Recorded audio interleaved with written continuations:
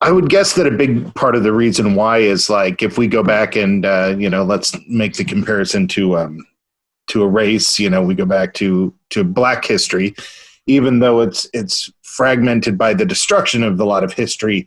There is a linear path, but in the case of queerness, it's a fractured history no matter what, because it affects everybody, but it's not a linear path. Like, my dad was gay, I'm not gay. It's not that way.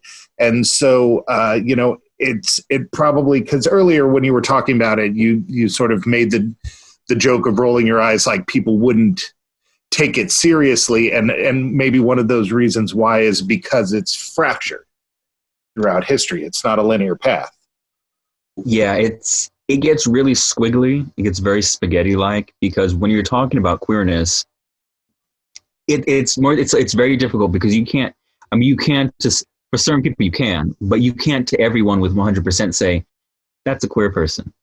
Right. So what is a queer person? And then what is defined as queer, what we call it today, it's not the same thing it was 100 years ago. It's not the same thing it was 200 years ago. It's not even really the same thing it was like 10 years ago. Like the word queer itself, like even today is like, should we use this for this community? Should we use this for that? So, Exactly. So imagine millennia of that. Right. And then on top of that, this discussion is going on in every single culture.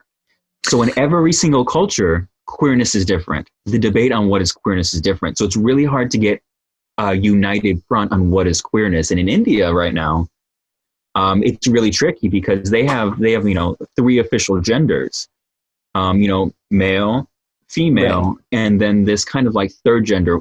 In the West, we would consider them transgender women, but it's a whole special it's gender its own thing. itself. Yeah. So when the people are trying to fight for transgender rights, it doesn't include these people. So do you include those people to give them the rights? When you fight for queer rights, are these people included in it? Do they get benefited from it?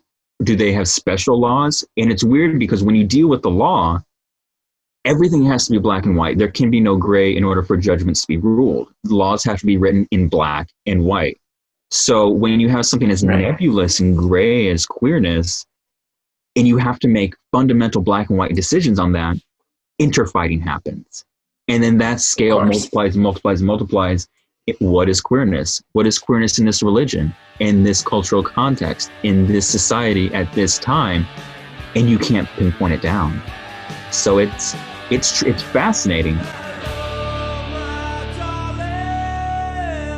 Welcome to the radio, Wasteland. Hello, my darling.